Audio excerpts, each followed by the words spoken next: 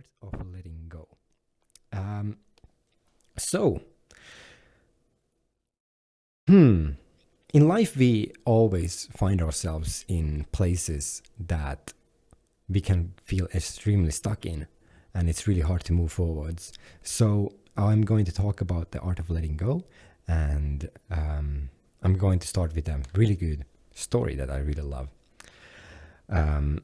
That I heard. I think this is a Japanese koan, Japanese Zen koan, like a story. And there are two. Once was two monks, two Buddhist monks, and they were walking on a road from a city to another city. The other one was really like old and really wise. They were like already like, really long in their spiritual practice, and they had like, practice for multiple years about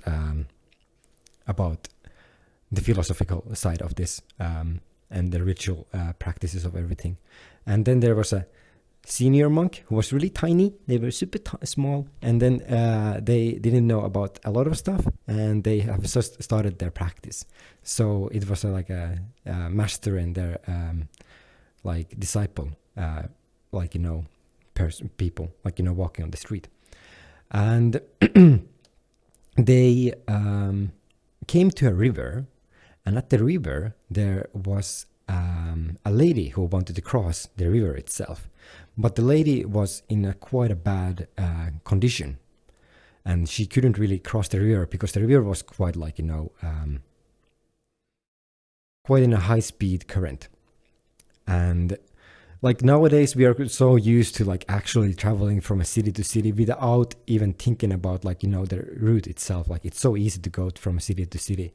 But just know that most of people like still like in this world too, they have to struggle when they move from a city to city. It's not always safe to move from a city to city. There's thieves, and there's like broken infrastructure and so on. And during this time there was a river that was too high to go past.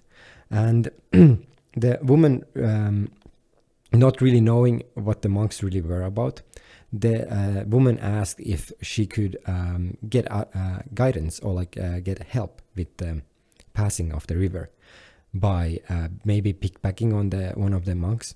And the monks have actually rules that like, say that they cannot touch they cannot touch the opposite gender. I think so. That's one of the rules that they have. They have 277 rules, and one of them is like they. Yeah, I know, but that's like like in Buddhism. In Buddhism there's two there's two groups of people. There's lay people who are like just normal people, and they only have 5 rules, like rules, but they're technically not even rules. And then there's the monks who have 227 actual rules that they have to follow. Yeah, but they are quite hardcore, and and one of the rules is that they cannot touch the opposite gender, and the bell goes every 10 minutes, if you're just wondering. And it was me this time. It's all right. But like they needed to pass the current, and the young monk was like, no, we cannot do anything about this. Like, you just need to struggle with yourself. You just need to wait for the other person to cross the river. But the older monk saw the situation, and they said to the young lady that, hey, here you go, you can piggyback on me. And then the younger monk was like, what? Like, are you supposed, like, you're not supposed to do that. And then like the woman was like, oh yeah, I can like piggyback on back of you. So after that they crossed the river while the older monk holding the lady on their back. And after that the young lady thanked the monks for their help, and then they moved on, like, with their lives. And the path was long and hilly and slow as they walked. And the younger monk, for hours and hours, they were just thinking that like, hey, like, what happened back there? That shouldn't have been happening. Like, you know, you shouldn't, like, my master shouldn't have hold her, like, in general, because this is like like technically illegal, like, you know, it's against our rules. And but then they were like thinking that, like, you know, first they had anxiety about it, like they were thinking about like multiple things, that like, hey, what if I'm actually wrong? What if that's not a rule? Maybe I misunderstood it, or maybe my master is right, or maybe I'm right, and maybe my older masters are right, and maybe this master is just false, or maybe they like wanted to, like, you know, show affection, or maybe my master is, like, you know, lustful or something like that. So they started thinking about that for hours and hours and hours and hours. And then finally, at a place of silence, when they're walking around, the younger monk finally got the courage to challenge their master about this situation. And they asked that, hey, what, like, they had like to struggle with their words with themselves too, because, like, you know, it's an older monk. And then they said that, like, you know, hey, the thing that you, by the way, did at the river, like, that's kind of bad. Like, you know, you're not supposed to hold on women, like, in general. And then the older monk just smiled and looked at the younger monk and just said that I left her at the river side, but I don't know why you are still holding on to her. So during this entire time, the younger monk was holding her mentally inside of their head, and they were not letting go of her.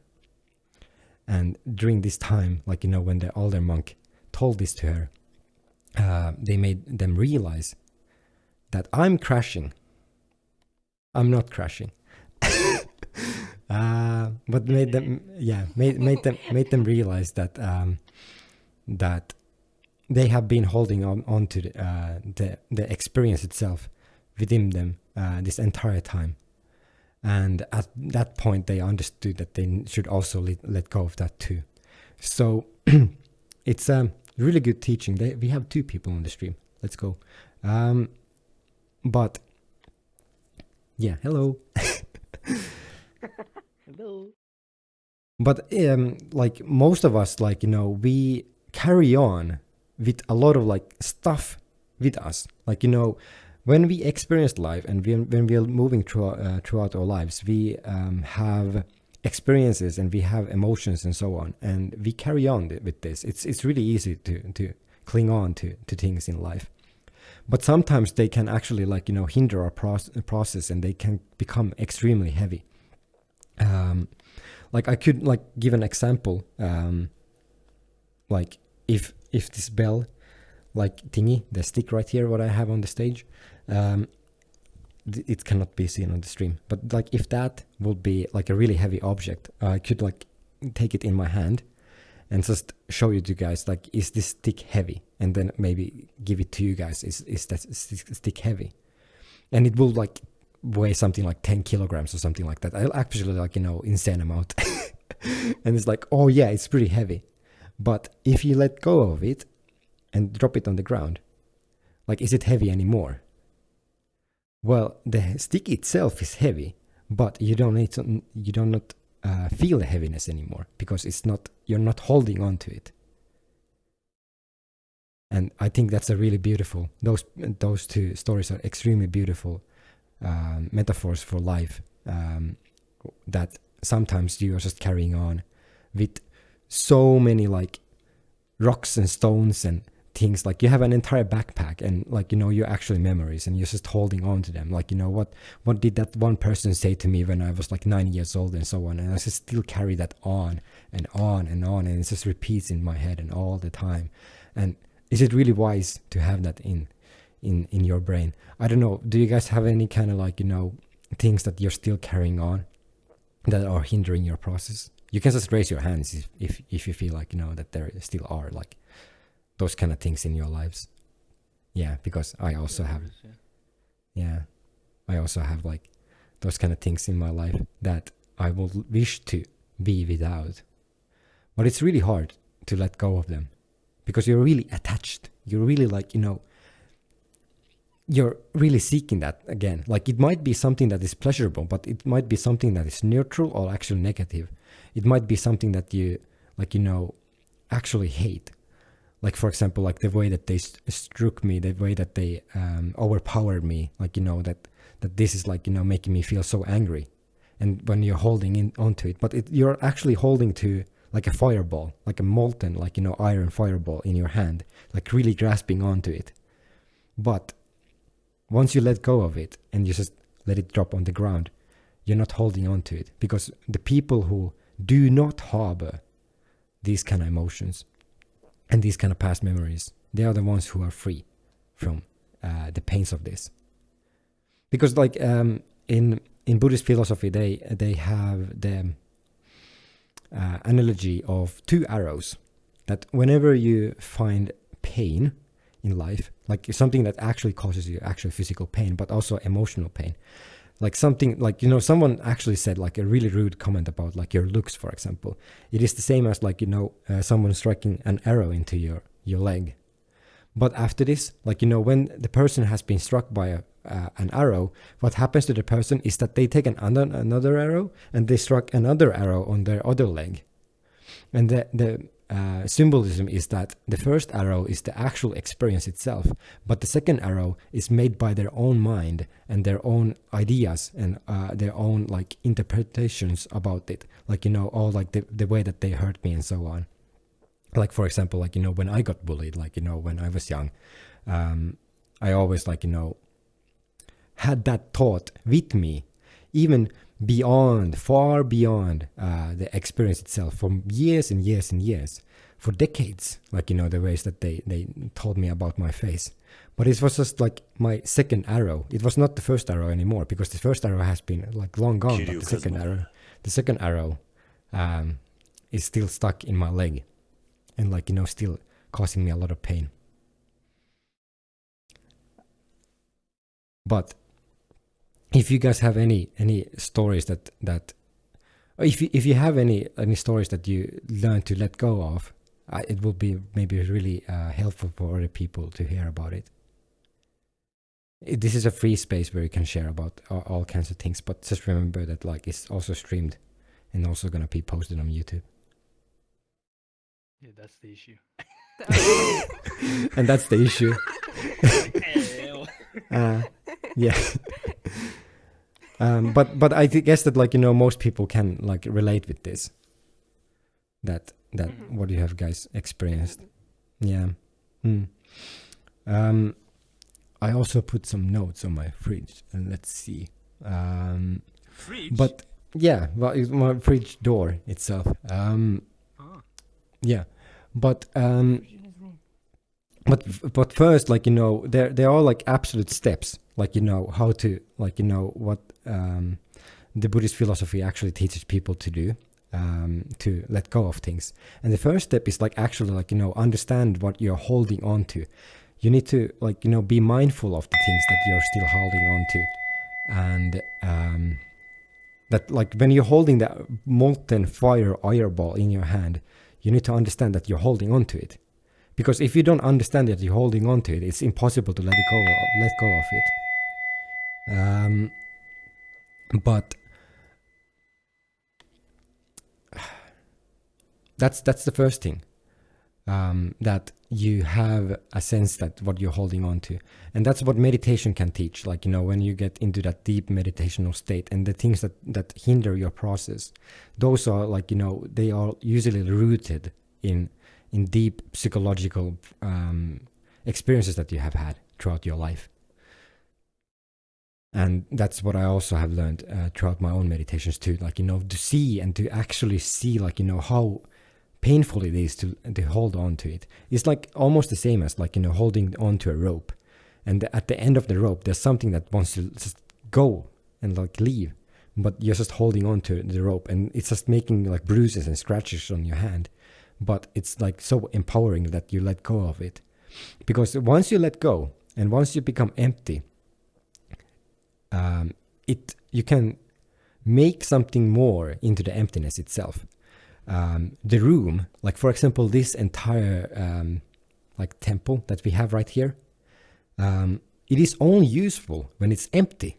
Like imagine if this entire thing was filled with something, like some kind of bicycles and like fridges and hot dogs and french fries. Like, then no one could actually come inside of this. But the room is only useful when it's empty, because then you can actually bring things inside of that. So when you let go of those past things in your life, you can find the emptiness within your own hand, and then you can feel it with something else.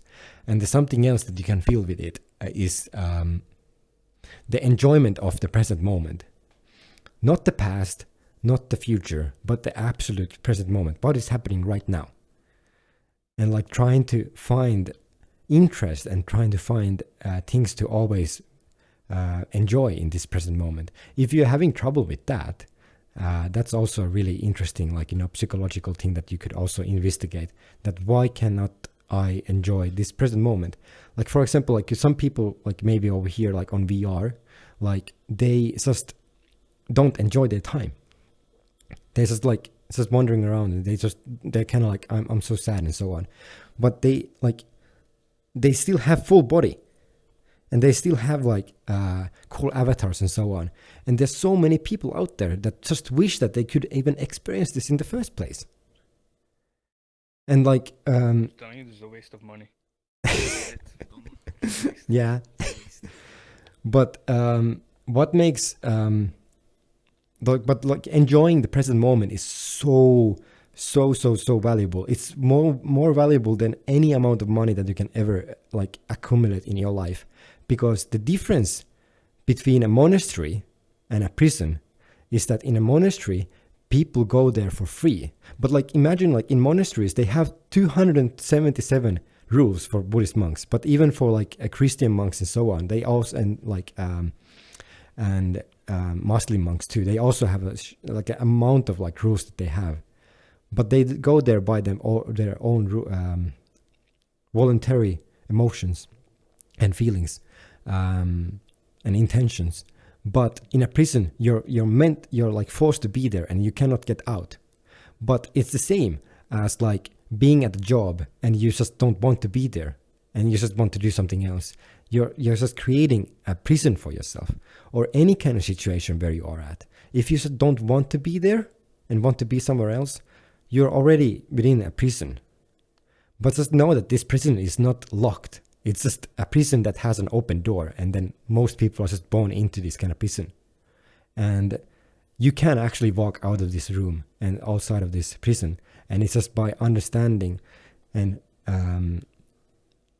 being one with the present moment, and understanding like what is actually happening in the present moment, and finding the enjoyment in this present moment. Can I ask you something? Yeah, for sure. What if you're too scared to like go out of that room? Out of the prison cell. Yeah.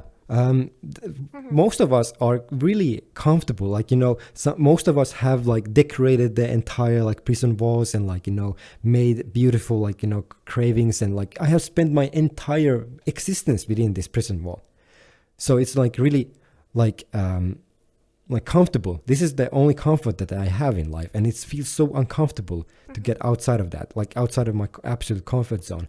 But that's what you need to learn at the same time, to let go of the prison room and actually have freedom. Because once you like, instead of having that iron ball and like that prison ball inside of your hand, and you give it like a freedom, and you just have it empty, and you can just put anything on it, then you can just see that like life can be more free. So it might be hard, and might be hard for everyone to be in an uncomfortable situation, but finding joy like by going outside of your comfort zone is something that I have always gone back to.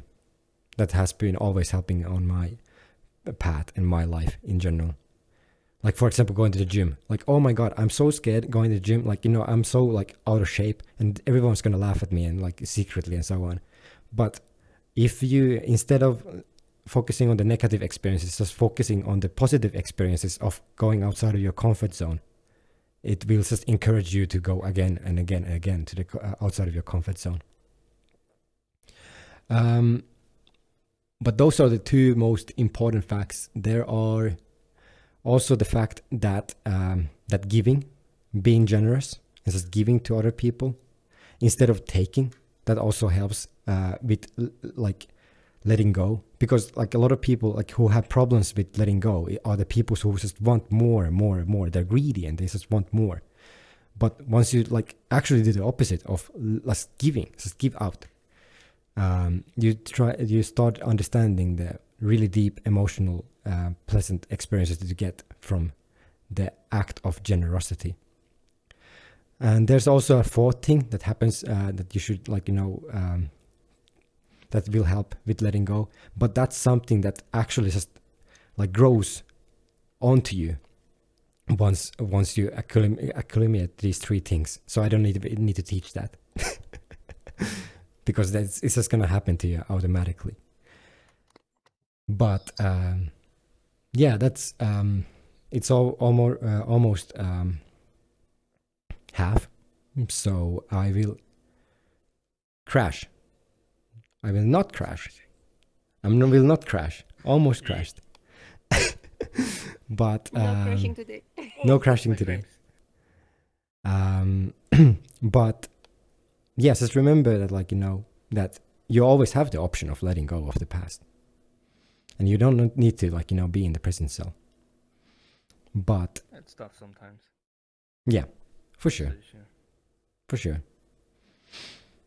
'Cause you know that it's destroying you and shit like that, but it's just tough because you're getting something out of it that you're not getting, and if you let go and you're losing that, but it's something important. You know that you're destroying yourself. You also know you're getting something that you need. That is the issue. The thing though is that for me now, I had that issue before I came here. Now the meditation has really helped me think more, like the talks before and the meditation stuff has really helped me think more about things and really just think is what am I putting into this, what am I getting out of it, the energy I'm putting in, and just in general, like I told you, when I joined, you saw all this shit went down. Even with all that going on, I was still, when talking to the person, still very respectful. Because I'm not, me getting mad at them wouldn't help. So it has really just helped me just think more clearly about things. And to be honest, I don't know what the fuck I'm saying. I don't know what the hell I'm gonna do to explain this shit. I'm just, man, I'm fucking clueless. I'm just saying, this shit really makes me help think about things, so that's nice. And How that's did we what get to this? By talking about letting go. Oh yeah. Yeah. This is scoop. Yeah. Do anyone else have anything to add to the conversation of letting go about the topics that I just? Yeah. What do you want to add? Not letting something go. French fries. Never say that around me again. Not French fries. Yeah. Yes. I have it in my group title. It's in Dutch though, but if you say that shit, you're getting excommunicated. That's not French fries. Belgian fries. Yeah. Yeah. No. Get that right. Oh my Come on. Sorry. But no. with that, I hope that you guys could learn something about this and like learn in general about some topics about letting go. And we'll proceed with the guided meditation. So we had one person over here who had not meditated before, but